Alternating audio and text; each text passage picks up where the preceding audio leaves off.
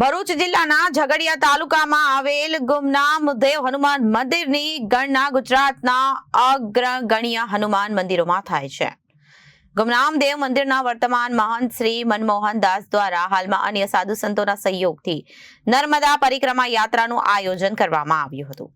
ગુમાન દેવ મંદિર ભક્ત પરિવાર આયોજિત આ નર્મદા પરિક્રમા યાત્રા તારીખ 29મીના રોજ સરસા ગામે આવતા રાજપાડીના ગ્રામ પંચાયત સદસ્ય નિલેશભાઈ સોલંકીના પ્લાન્ટ પર યોજાઈ હતી.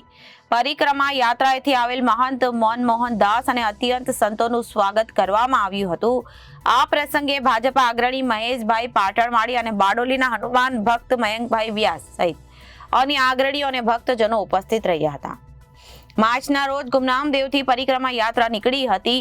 પરિક્રમા યાત્રાઓ દ્વારા ભરૂચ જિલ્લાના વિસ્તારમાં પગપાળા તેમજ આગળના વિસ્તારમાં વાહન દ્વારા નર્મદા પરિક્રમા યાત્રા કરવામાં આવી હતી.